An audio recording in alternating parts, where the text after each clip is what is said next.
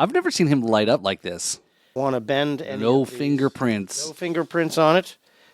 And you hold it like this. This is a record. It's like a giant CD.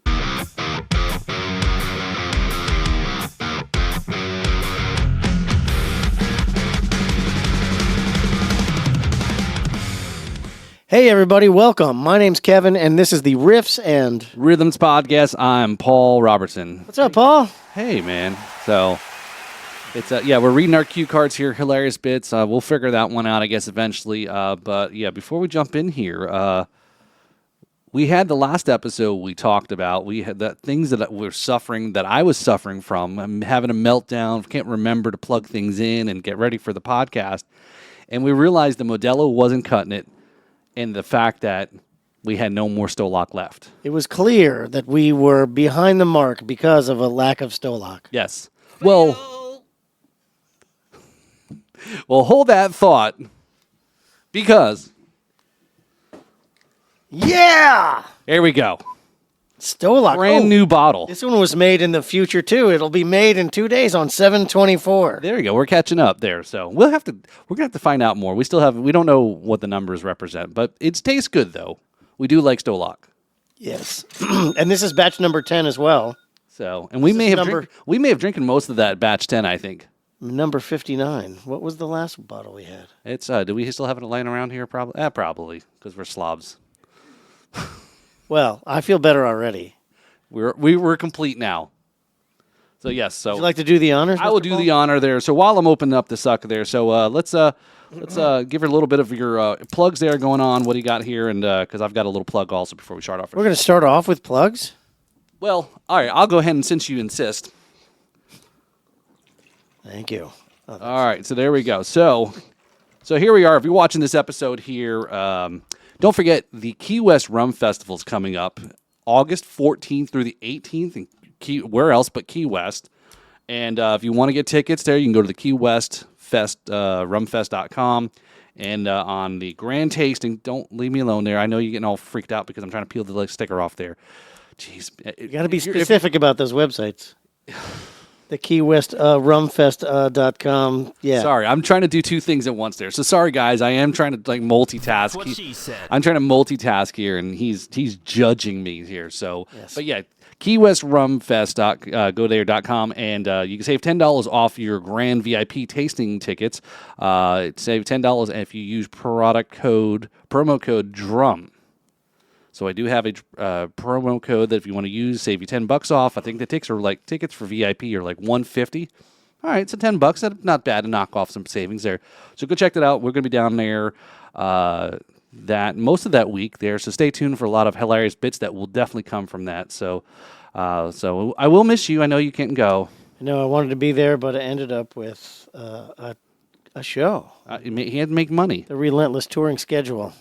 So, because, did I want to take money and food out of his mouth or drag him with me to have debauchery and alcohol? It's a tough choice, honestly.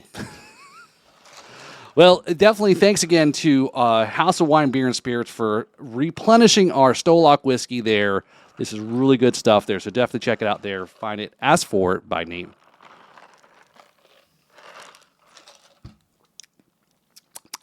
Tasting yummy. So anyway... So what have we been up to since the last time we spoke, hung out? Was a little bit of, we don't have a whole lot of memory. What happened afterwards? It was how much of the story do we get to tell? Do we protect the innocent a little bit? Which story are we talking about? The story of the Sammy Hagar, the ticket giveaway, tailgating bonanza that we held on, right? That was a party, I can tell you that. It was, yeah. So definitely give a shout out there to Chris, our good friend Chris from Knox and Dunn. He hooked us up with a prize pack, the giveaway. We talked to a few people there tailgating with us as well. We saw other people we knew. So it was a good little tailgate and hanging out. And then we went into the concert. And the first to kick off there was we caught Loverboy, which we didn't think Loverboy was going to make it through the whole set, considering how hot it was and how fat. Yeah, but I got to say, Mike Reno looks great. He held up. I met Mike Reno, and he was much more of himself back then. I think he was just about as wide as he is tall at that point in the 90s. And I didn't. I was telling Tracy I had forgotten this conversation, but I literally told him, I'm like, dude, like you can't smoke any faster than that. Like you gotta slow down. You're gonna die. Well, you said he smokes like 6 cigarettes at a time. At the time, he had a roadie, and those old, like a big cigar ashtray, and he had 6 cigarettes. The guy would light them and arrange them just right, and then Mike would just come in and go, and then just like they'd all go right down to the filter that quick, all 6 of them at once. That's a hell of a diaphragm or lungs to draw that much in. And he couldn't even make it through a whole song before he had to have 6 more cigarettes. So the fact that he's as healthy and looks as good and he's singing as well as he is, I'm really happy. Yeah. But it sounded really good from the parking lot. I mean, I know we caught a couple songs towards the end. Yeah, we caught their show. We caught the finale and the best parts of it. And you also did a PSA also too at the when we got into the before we went up to the lawn. I did. I just pulled it up on my social media here. It was so check it out there. So go to Kevin's Facebook page there and check out this video he's talking about. You'll see the public service announcement about going up on the hill of the amphitheater up in the lawn if you're handicapped. It was more of a personal challenge, actually, to beat the land speed record. I don't think you could have walked up there, even with good legs as well. Well, that's a steep incline with a very smooth concrete. How many people you think fall down that thing after the show? Well, judging from the face marks on it, I would say a lot. So we had a great night there. We saw Sammy Hagar we're not sure, is it Chickenfoot? Was it the Circle? Was it just Sammy Hagar and friends? Seemed like because they didn't call it the Circle. They didn't call it Chickenfoot. Well, Chickenfoot's with Chad, right? But I don't know. I know we've talked heavily about cover bands, tribute bands, and technically some people would say that this was a cover band show. Even though Sammy did You can't be a cover band when you wrote the songs. I don't disagree, right? Okay, then people complaining on that TikTok video I posted about, well, he played Van Hagar stuff, and then he sung, but you know what? Satch and Bonham came out, again, 2 no original members of Van Halen, obviously, and said, look, and Satch had said this, I think, was somebody's got to recognize and celebrate the music of Van Halen.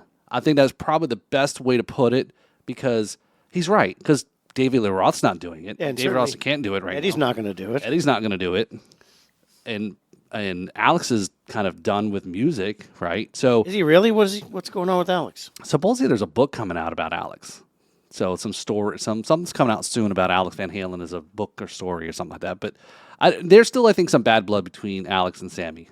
But I've also heard other side stories is that Sammy's done some stuff that kind of, I don't know. Like I said, just go read the TikTok comments. It's just, there's a lot of back and forth on which side of the fence you're on. But I think we said at the concert that there's probably nobody else who could have gotten the respect to play Eddie's parts in guitar other than nobody could knock Joe. If it was anybody else, I don't think they would have gotten shit. But Joe Satriani, first off, his guitar sound was monstrously good. It was giant. Second off, being Joe Satriani, he's got his own style, his own mark to make. He's his own fans to avoid disappointing. But then he's playing, Sammy Hagar songs, and many of them have Eddie Van Halen playing guitar, so there's a huge responsibility to properly carry that torch as well. Right. And I think he did it seamlessly and beautiful. He did justice to the Eddie Van Halen guitar parts while still being Joe. And I was impressed. It was really good. And of course, Michael Anthony is Michael Anthony.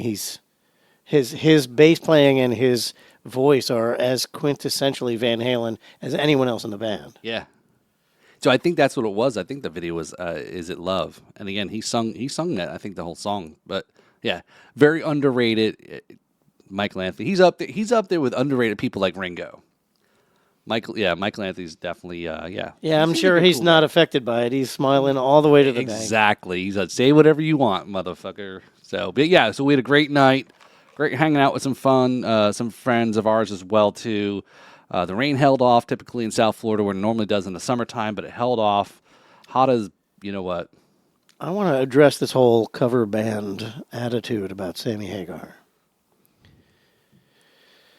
It's one thing where, like, if Gary Sharon, the singer for Extreme, who sang on one album, all right, if Gary Sharon went out and played, like, early Van Halen music and called it Van Halen, that would be a tribute show. That would be poser-ish. That would be inappropriate at the national level. I'd agree with that. Okay? Yes. It's something altogether... Exactly. And it's something altogether different to have the guy who either wrote or co-wrote the most commercially successful Van Halen songs ever and sang on them and made them popular and has been promoting them all along, to go ahead and sing his own songs that happen to be with Van Halen, and somebody calls that being a cover band. That is absolutely ludicrous. It's though those that don't know, right? Like you said, it's successful. That they were not a number one album until now. There's a debate whether they would have eventually gotten there after 1984, David Lee Roth's last album, and then they became number one on OU 812, right? Would they eventually had it, or was that because Sammy helped them? But look, Sammy has his own catalog. He would have people still showing up to see his own stuff. I would have loved to hear more Montrose stuff or some of his own original. I mean, Sammy's got a catalog on his own. Yeah, well, and it's likely to be true. I've never looked, but I would estimate that the sales of OU 812 were equal, if not greater, to every other Van Halen album until Sammy got in the band. I did eat one too. Good. Yes. Was it good? Yeah, OU 812. Yeah. We all did. I did a couple times. Right. But no, that's very well said. I 100% agree. Had a great time. I dig Sammy. Sammy puts on a good show. He's got a good vibe. I don't know how that guy, his age, 70, what did we look up? Was 70s? He's 76 or something like 76, and is it like his life? I don't know. I mean, I want to be Sammy when I grow up. They're kicking it like a 40-year-old. I know, man. He was out there running in the heat, too. So, yeah. So, we had a great time. So, yeah. So, cheer. Hey, so great hanging out with you guys. One of the few lead singers on the planet that I actually like and believe I could personally like, Sammy Hagar. Here, cheers, Sammy. We wish we got to hang out with you at our after party where we enjoyed some nice fine steaks. And we may just leave it there, or we could indulge in part of that conversation there. No, you got to pay extra for that. Okay. So go on to our Patreon to find out what we did after the concert there. So, yes, we'll tell you the story there. So subscribe and find out. That's right. So, anyway, so speaking of, nostalgia, it was great, just going back and listening to some great songs and just kind of enjoying, again, as I think we both agree, and what I've always been about when I talk on Drummers and Rums is like, let's just go hang up on the hill, listen to some great music, have a couple drinks, and fucking just enjoy everyone who's with us and hanging out in company, and everyone's having a great night. So, but with that nostalginess, I thought I'd talk about this story here, or a topic, about how Kevin and I may have listened to these bands that we were talking about back in the day, when we were much younger, less grayer, and so forth. Growing up, how did you listen to music? So, again, now, we are advanced so far. We've talked on this podcast a lot about streaming music and, what it used to be, what it is today. Is it destroying music? Is artists not getting paid? But how did you listen to music? Well, first off, by the radio. Okay. And then the radio inspired me to buy albums. What is an album? Well, an album, we were just watching YouTube videos. I'm so glad you asked, Kevin. What is an album? An album is made from polyvinyl something-atate. Basically, it's PVC pressed into... It's like a giant analog CD. Where what you do is... Well, let me go back. I think his eyes lit up when he took it out of the case. Yes, because it's, oh my God, he's like nostalgia throwback. Okay, so I've had this conversation. Like like drinking, smoking, like doing things that are enjoyable. It's not just about the thing. Sex, absolutely. It's about the process around it. It's about the ritual involved. It's not just about slamming liquor. It's about getting up and hearing the clink of the ice cubes in the glass, pouring it, watching the color of the Stoloch whiskey as the light glints off of it. And it's a whole and you smell it. And then you drink it. It's a whole This is process. folks. This is the only thing that comes to mind as he describes what he just said. There was the pouring in glass and ice cubes and so forth. Is alcohol foreplay? Yeah, baby. Dino is on cue tonight with his sound effects. I love the Oriental awesome. gong that we already talked about. Orientals. So, Yeah. What's happening? Hot stuff. there was a time, like right now, the only process is you Google it and you press it and it takes you to your Spotify or whatever. There is no process. And it definitely detracts from the music listening experience. What Paul is trying to get me to get to is the process. For me, it started with hearing a song on the radio, talking about it with my friends. And sometimes everybody would laugh at me like, oh, you like that song? And so, or it would be like, oh, yeah, that's really cool. Or you'd have an older brother or a friend who had an older brother with really cool music, and you'd get to listen to stuff you'd never get. So then, second part of the process was to hop on my bicycle and, it sounds like I'm going to say uphill both ways now that I'm talking about it, but I would hop on my bicycle, ride out to the record store, right? Leaf through the record bins and look for super cool art. And then you could ask the guy at the record store, like, what does this sound like? And he would open it up and like, oh, everybody's asking about this. He would put it on and play it for you.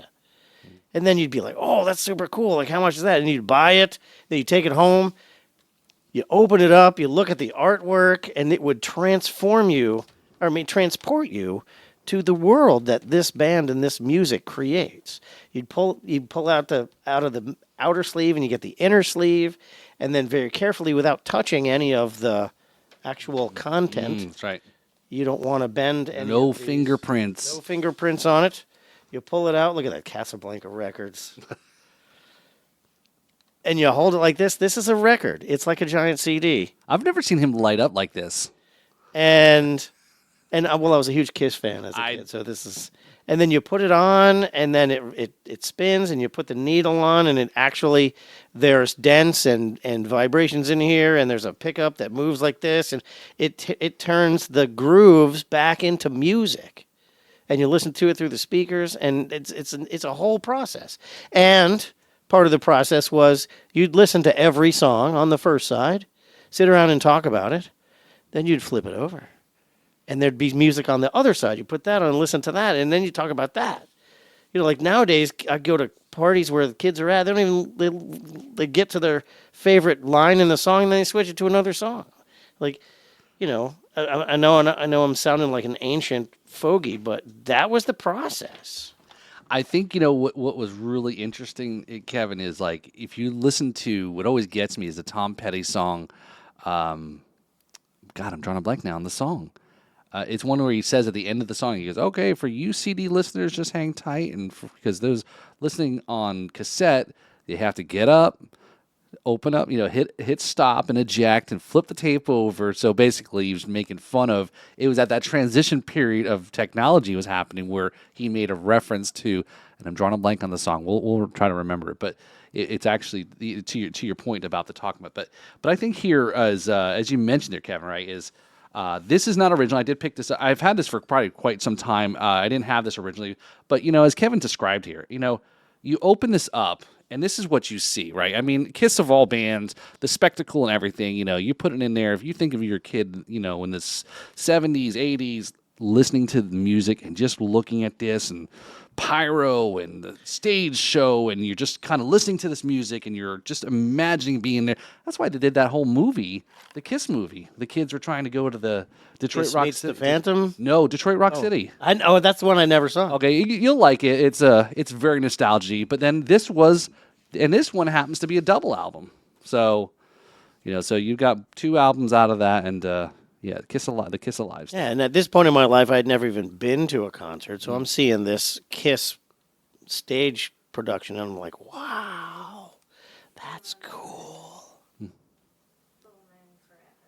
Full Moon Forever. Full Moon Fever? Full Moon Fever is the song you're talking about. Okay. So Yeah, and it was just a huge thing.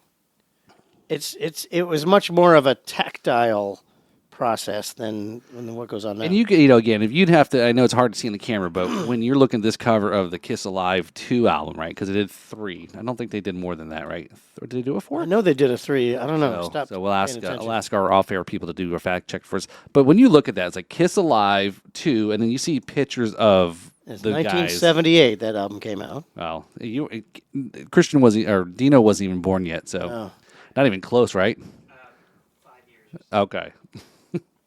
Pitch. This is why your mom didn't want you to have anything to do with Kiss, because you see Gene Simmons' face, right? So yeah, so Gene Simmons used to be cool. Yeah, but then the thing that came out was Tipper Gore, where they decided that they should protect the children from foul language on records, and they put a parental guidance warning on here, which It only helped sell more music. yeah, right? exactly. Because what I saw was, your parents are going to hate it if you buy this, and so of course it didn't stop anybody from buying it. So I think encouraged them. for me is I remember that a lot more on cassettes, right? So.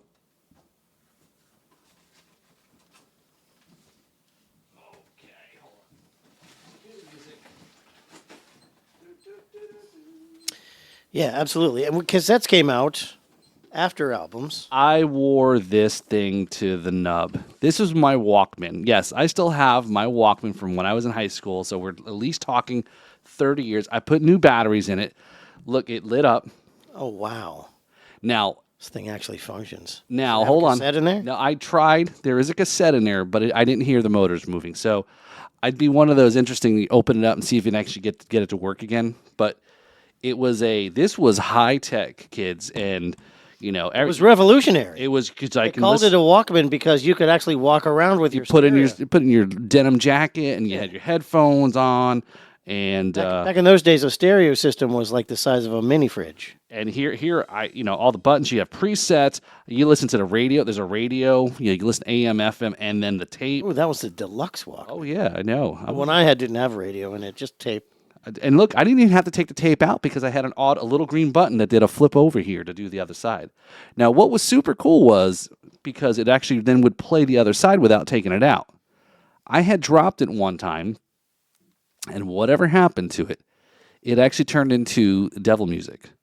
It went Because backwards. It went backwards. Your playback head was misaligned. It was off, and it started playing the music backwards whenever I hit the button. So yeah, exactly. Yes, because of that, I was compelled to kill people and things like that, sacrifice things. But yeah, I like I said, I dug through this, and man, all the time. The other thing is too, right? Today, as we talk about, right, something like this, the albums, right? This is not portable. But it's great.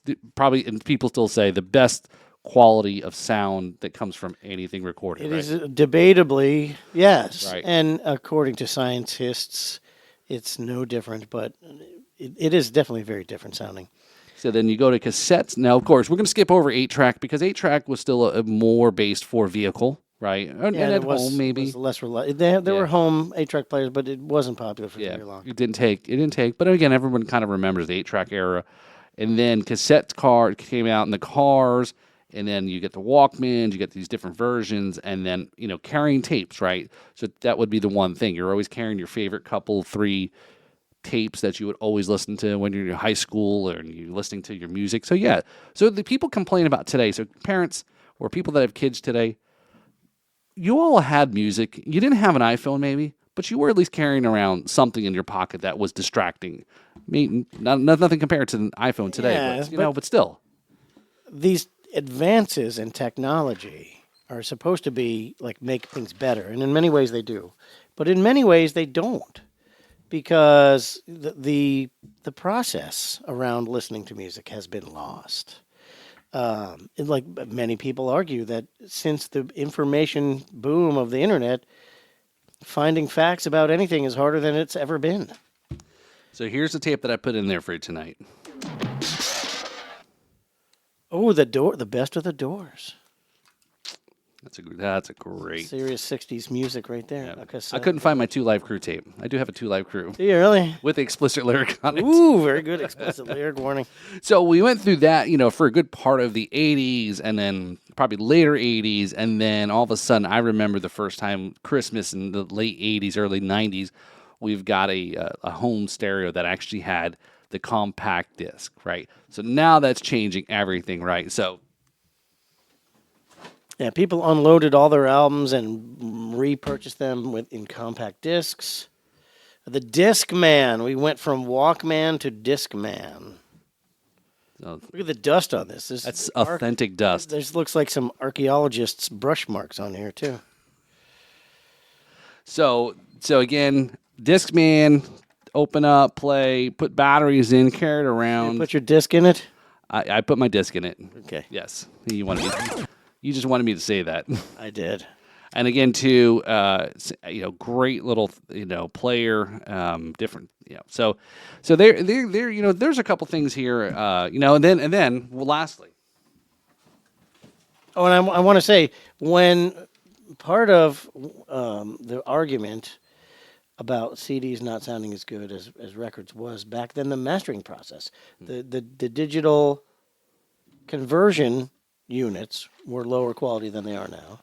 The mastering process, and when they took the vinyl press, like the vinyl masters, and they transferred them to CD for mass production, the sound just wasn't as good. It wasn't because of the technology. It was because it was transfer the process. mastering. It was the Yeah, transfer okay. process.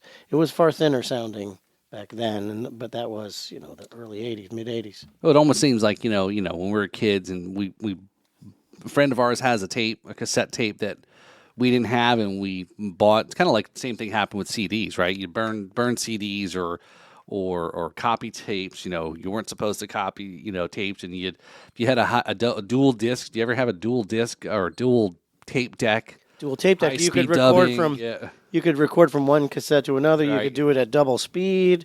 You could record off the radio onto a cassette. Oh man, that was You could record from your album, your record onto a cassette and take it with you. I wish I still had that boombox that I had. A very similar style as that. Two cassette tapes and so forth. But so we went from this and then a little bit of a period. Then comes the early 2000s, early 90s. This was my first foray into a MP3 player right here. So this probably came out right during the boom of the Napster era. The D-Link. And this was iPhones weren't even necessarily a thing yet. It's got an SD card slot.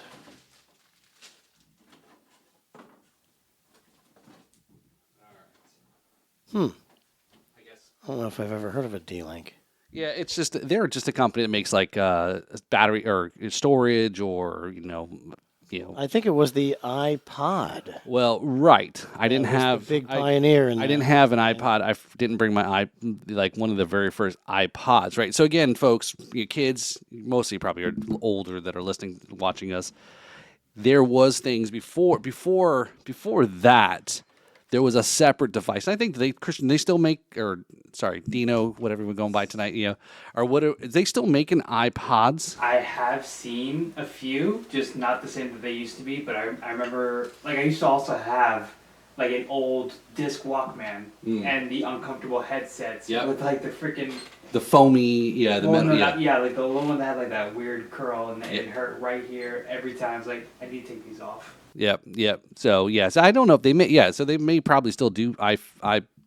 Apple still makes an iPod, but yeah, you can store. So you can take that entire album plus and store it onto. So well, that's the other thing too is even Apple iTunes. The first version of iTunes was great. It was super flexible. People took their entire CD collections and recorded it into iTunes. You could cloud source from other people to get listen to that. There was a button where you could make your library available to anybody else who wanted it. there was tons of stuff. You'd have to go to the IBDM website or All Music Oh, yeah. and download the album art to go with it. And the tags that you had to put. Tags you put it on. Yeah. You could do stuff with iTunes. Now you can't even do anything with iTunes. Like you can't even do anything. All you can do is listen to Apple Music. I get OMG. right.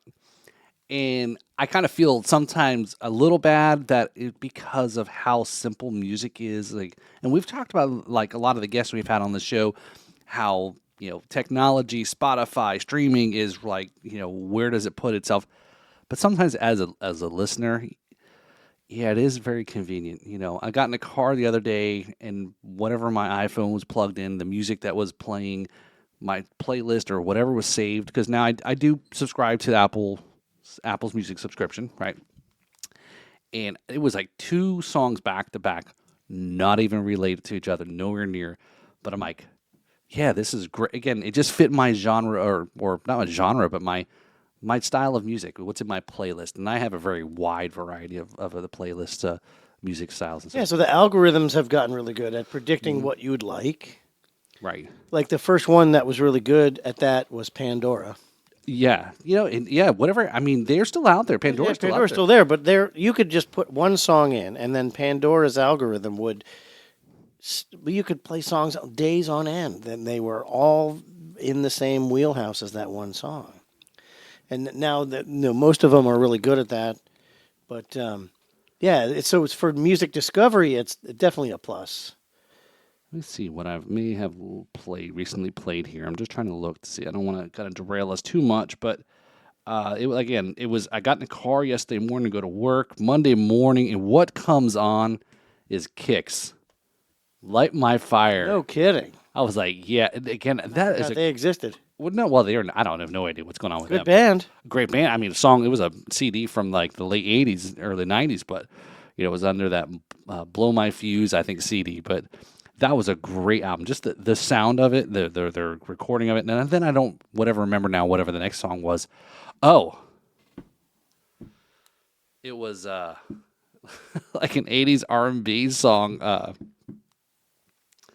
Shit, now I'm gonna remember.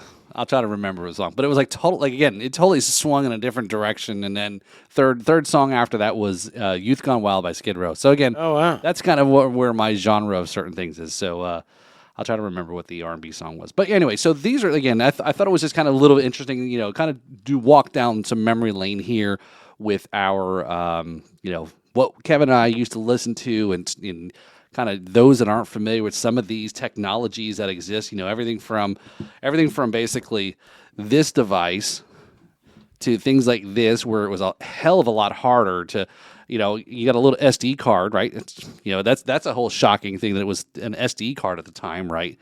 Again, this probably came out in early 2000s, and you store all your stuff on there, right? iPod, wannabe. Then to walking this around, and I think this was a 8 times oversampling dual QA converter system compact player mega bass. I had mega bass on this one. Ooh, mega bass. Again, anti-skipping on your stuff, right? Because that's an important anti-skipping. Yes, as a matter of fact, So- CDs do have a lot of redundant information in case it skips. And then obviously, our Walkman right there, going backwards there, even further there. You can charge it up. You got your batteries in there, all the ports and jacks. It's still amazing though. The one thing though that I find interesting is that jack. We're still using the 1/8-inch stereo connector. Still today, that still does exist, right? It's on amazing. everything almost. So, the phones have changed a little bit still, but then all the way back to the albums and so forth. So, yeah, little fun, little nostalgia walk down memory lane. Yeah, well, we were just watching a bunch of videos on YouTube about how records are made, what they're made of, and watching the video of them actually pressing records, making the original, cutting the record on the original, and then making the molds and then pressing it. It's a really cool process. So, do you remember what your first album was? I do, actually. My first album was a cassette, and I think it was like 5th or 6th grade. It was a used cassette. I bought Kiss Alive. That was my first album I ever bought. Kiss Alive 1, 2? 1. 1, okay. Yes. There's a whole story about that, the whole Kiss Alive albums, which is awesome. If you don't know the stories about Kiss Alive albums, actually pretty ingenious, I guess I should say, right? Yes, that They have caught really a lot of helped. flack for doing the things that they did, but Right. now those things are commonplace. And if it wasn't for that, they may not even been around, really, possibly.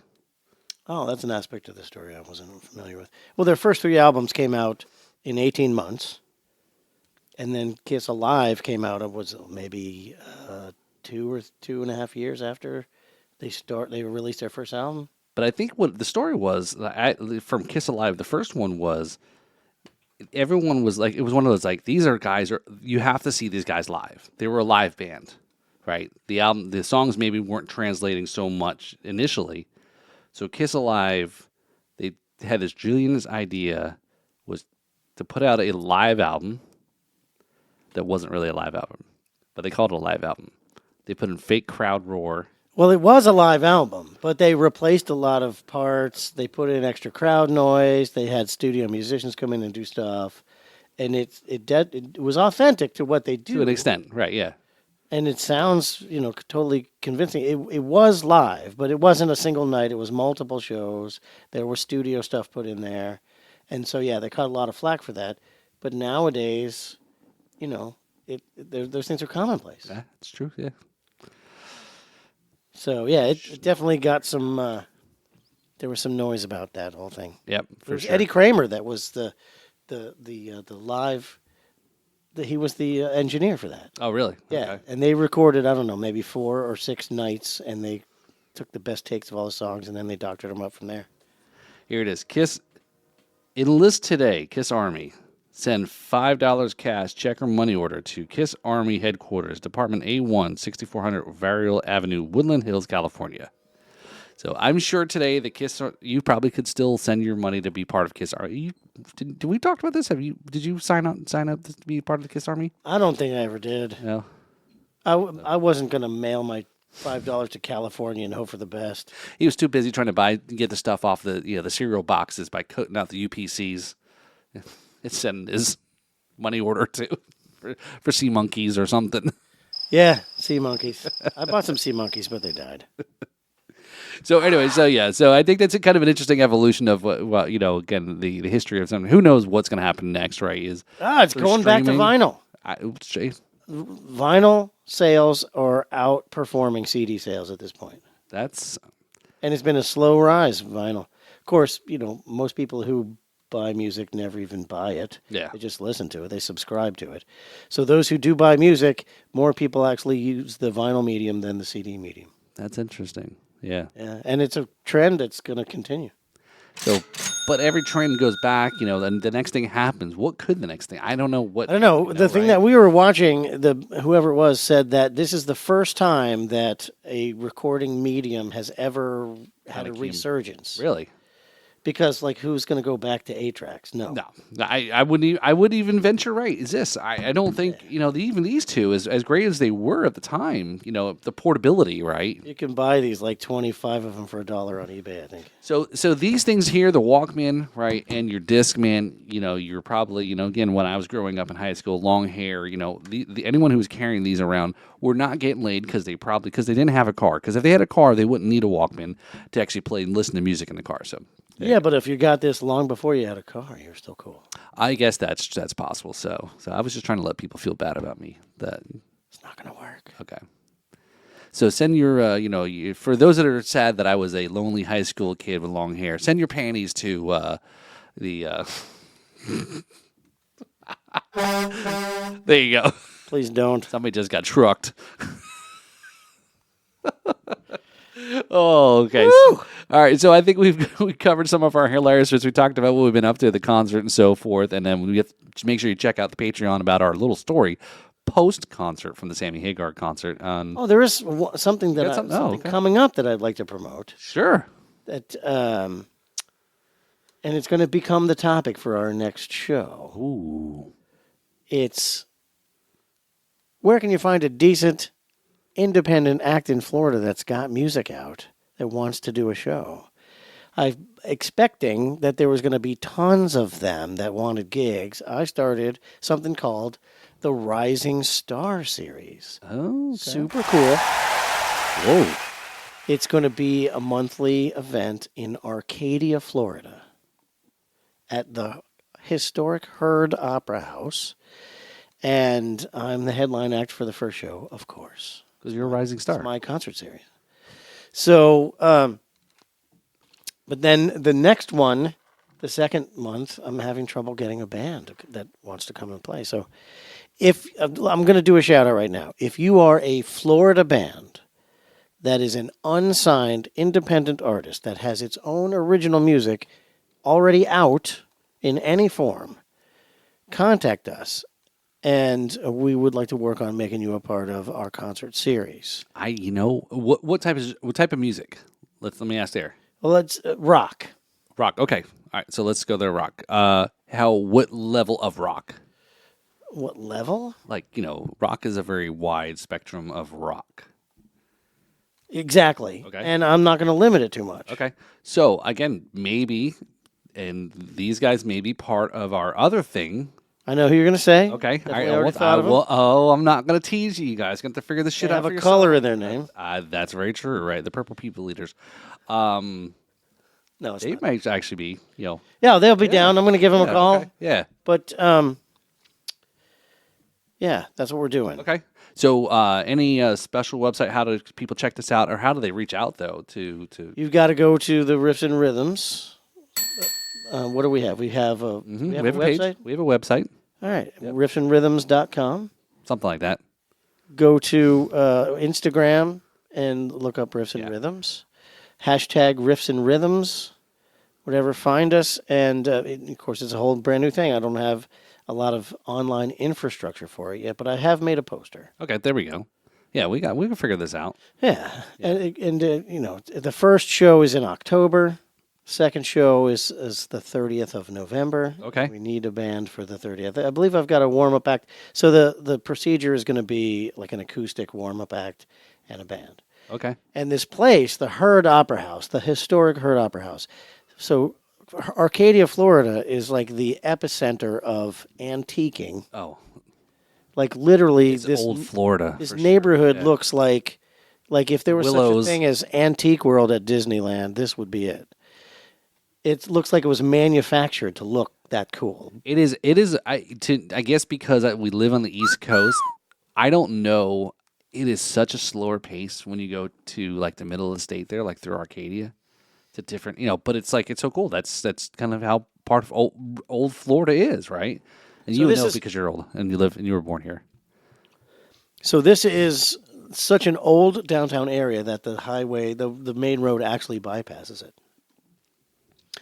But they've got haunted opera house tours. Ooh. Apparently it's haunted. And, it really is cool. So it's going to turn out to be a big deal. There are, like, really cool hotels, like, right on the same block. It's not that far from Tampa. Yep. Mm-hmm. It's not that far from the bustling metropolis of Okeechobee, Florida. And so centrally located right near the middle of nowhere. And so it's going to be really convenient for everyone who lives in the middle of nowhere. That's right. They're not far from Peace River. There's a lot of camping and canoeing and things like that. Okay. Did you know that? No, I had no idea. Okay. All right. Well, anyway. There's a campground near there if you're Yeah, camping. Yeah, for sure. All right. So check out the Riffs and Rhythms page. There, we'll have information out there about that, how to sign up, how to be part of it, and okay. So So technically, this is pre-release inside information. Say, this is why you tune into only this. through this episode right here. right. So I actually do have an announcement too. Okay. I just got informed on Sunday that, speaking with our good friend and our gratuitous mention of the Jams and Cocktails Brad Brock production crew and series, that he asked to be part of our audio channel. The Jams and we're going to add the Jams and Cocktails audio stream channel podcast onto the Drums and Rums show. So we will have 3 shows running under the audio channel format. What that might mean is a renaming of the channel that you're listening to on audio, Apple, Spotify, Pandora, etc. As right now, it's currently Drums and Rums podcast channel when you look it up. But we may go ahead and rename this. Drums and Rums still going to exist. Riffs and Rhythms is still going to exist. And Jams and Cocktails will be added to our news stream. Now, they have a live stream show every Wednesday night, 8 p.m. Eastern time. But we talked a little bit on Sunday. Saw our good friend Brad, the Sneaky Tiki. And we got a little bit of things going on. Way cool. So I know I just sprung that right on you there. Yeah, so we're going to use your new corporate umbrella name for that? I think we might, yes. Very cool. Yes. So, yes. So stay tuned to that. So I'm going to want to just throw it out there. And there's a whole lot we're going to have to really promote, get the word out there to a lot of existing listeners of the, obviously, Drums and Rums, listeners, the Riffs and Rhythms, like you guys are listening to right now. You're hearing this for the first time. So just stay tuned with us. As long as you still stay subscribed, you may see a different logo show up soon. You may see a different name. You're all of a sudden you're in your app streaming for podcast. But so don't be alarmed. Your favorite podcast is still here. Yeah, we're just changing your name. It's going to have a different corporate umbrella. That's right. Right. As we grow. We're a bit like Prince, like the podcast formerly known as. That's how we should exactly how we say it. The podcast channel formerly known as. We'll have a symbol. Dick and balls. Is it this symbol right here? Dino's got real comfortable with the sound effects, man. He was. I think he felt very, very confident after last week's praises that he got from Russ and Dez. So, yeah, he's getting all over it now. Well, cool. I'm excited. So so we look to grow more, bring some more channels or podcast shows onto the audio format, grow out the audio channel there, help grow maybe some sponsors advertising across the entire thing. Yeah, obviously things that are shows that are very related to what we're all doing here, the music or spirits and booze and together having a good time, just hanging out. You've been a little bit on the mumble mouthy side today. I think you should have another shot. I think I should. Yeah. So. Another shot of Stoloch whiskey. Stoloch. It's really good stuff. So there we go. So that's my, secret or not secret, but special bulletin breaking news, I guess, if you want to call it that. Inside information. Inside information, right. So, yes. So I think we hit all our things. We talked about our Tales from the Road there. We talked about what was it? The Sammy Show, was that our Sammy Show? Yes, Tales from the Road. Tailgating from the Road. Tailgating from the Road. That's right. From the I think amphitheater there. So we'll send you the check. Yeah, when I got there, Paul's got a tailgate party going. People had brought a bunch of chairs. He was surrounded by people. He's holding up a whiskey bottle and a rum bottle. Knox and done. Everybody was, unable to really breathe properly because his great presentation, and I'm not even being. I'm not exaggerating. We had a great time. We had a tent. We had our tent up there. A tent up, yeah. We had so many people jelly that we had gotten there in an advanced enough time to get a good spot to set up because the sun was at 5 o'clock and the sun beating down in South Florida there from the west. So we got a really good spot. We covered up our tent. We covered up the truck. Yeah, close enough to the stage. You could hear the techs yelling at each other. Paid my $60 for VIP parking. Yeah, it's probably worth it. What do you think? Oh, yeah. I didn't want to schlep all the way out from the boonies. So I'm like, all right, let's. It's sometimes it does pay to pay a little extra for those kinds of things. So I know the missus definitely wouldn't have wanted to schlep all there. She would have been the one paying the $60. Although, that is an awesome profit source. We're in this long line where people are handing cash to. They got 4 people in 2 lanes. And boom, boom, boom, boom. We get up there. It's $60. I'm like, well, you guys just made $480 in the last 32 seconds. Oh, I know. And we're in the wrong business. Yeah, is what it is, man. I'm gonna go be a parking lot attendant. Well, no. You want to own the parking lot. Oh, there you go. That's right. Yeah. Yeah, that's. Then you hire a couple. Hire an attendant. Yes, hire the people for $10 an hour. And they have to like you because they have all your cash in their hand. No, they don't. Did they? You guys gave cash? No, it's all digital now. Yeah. No, but that place doesn't take any cash anymore. Oh, well then. Then we don't have. You don't have. They don't have. You're not going to get mugged or whatever for your digital money or whatever the case may be. So get thrown in the back of the truck and do a donut and run out the other way. But you know what? That's what we talked about was we could just definitely go and tailgate at places and just like either put on a show or, like our good friend Chris from Knox and Dunn again. Thanks again, Chris, for, sponsoring the ticket giveaway there and hooked us up with some. Oh, that's a great idea. We could do a truck bed concert. We could do a little Kevin McLaughlin and Riffs and Rhythm show. We don't need to go to the concert. We just hang out.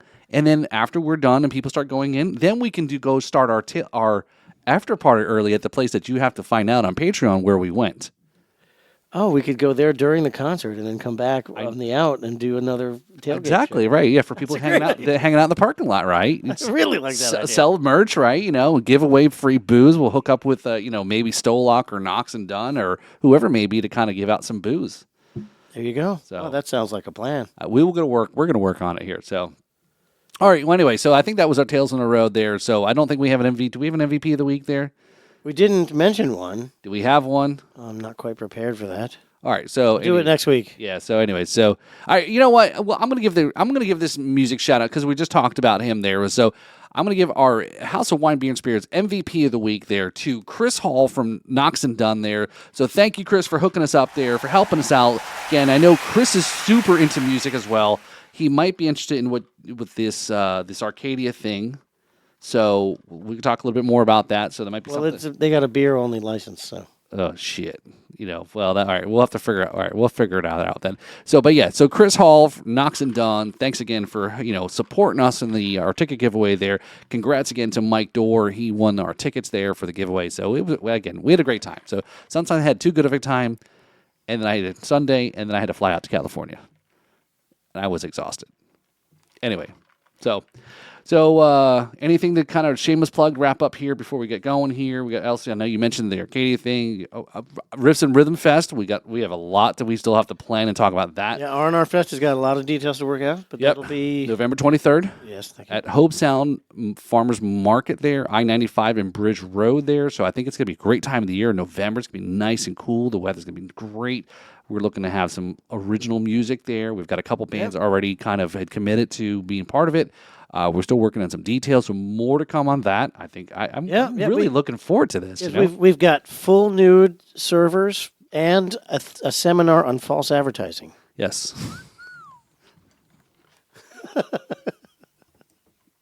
So, Dino, are you going to be there? Maybe, I'm not sure. Wow, way to be non-committal. Oh my gosh, Wow. This guy's enthusiasm is knocking me out. Yeah, he already was kind of giving you the roundabout earlier, too. It was like, I maybe kind of sort of may be there. Dino's getting to know us, and he gets enough of us here. He's like, I don't want to be around these fucking assholes. People are anything gonna more get than I have arrested is what to. he Anything said. more than I'm getting paid to be. Oh, wait, you're not getting paid. I forgot about His that parents part. are like, I watched that show. Don't go anywhere with those people. Don't get in any vans with those guys. But it's legit. I got lots of candy in the van. So let's give a shout out there to our good buddy here. As he said, we got his cards here. They're Chrysora Productions there. So check out Christian De Verona, their videographer, writer, editor. So check out his website there. We'll post it. Well, if you watch the show all the way to the end, you actually see his link and so forth. So check it out there. So Christian does some video taping for your show. He's our videographer and producer and whatever else title you want from the show too, right? So we're gonna work on the official videographer for the It's About Time album release party. So as long as I don't hope that at some point you feel like you're stuck here and you can't say no to, you don't want to be here anymore, but you can't kind of commit to breaking up with us. Okay. If he just he's shaking his head, but it's not very he's saying this and nodding his head. And when he ghosts us, that's when we'll know. It's right? like the cue card girl who held up a cue card that said, right. "You guys have never paid me. I quit." Right. And as long as he doesn't silent quit, right? So anyway, all right. So folks, thanks again for tuning in to this episode here. Again, we went a little nostalgia. Hope you enjoyed one of our solo episodes here. Again, we didn't have a guest this week, but sometimes I think these are kind of fun. I have a good conversation with you and I about certain topics and things to talk about, and kind of a little bit chiller vibe on it. So yeah. So definitely check out the Riffs and Rhythms podcast there on YouTube. Make sure you hit the bell. Thank you. And also follow us on our podcast channel. More to come about this change that I just talked about a little bit ago. But check out the... But wait a minute. You know what? My newest version of YouTube doesn't even have a bell. It just has a big black subscribe button. That means you haven't subscribed to us then. No, when when I'm looking at people that I haven't subscribed to. Oh, okay. You mean you weren't talking about our own show? No, I wasn't. No, I wasn't talking about us. I have subscribed. We have at least me as a subscriber. I know. Okay. Yeah. So, all right. So let's go ahead and put the shovel down and end this thing. Let's get this over with here. I think we're definitely a little bit over our time anyway. So, man, it's amazing how much we talk by ourselves, right? All right. Anyway, so check out all of our stuff. You know what to do. Check out the description. Check out all the links and so forth. So let's just shut the fuck up and let's get out of here. All right. Shut the fuck up and get out of here, Paul. This is the Riffs and Rhythms podcast. I'm Kevin and I'm Paul. Cheers.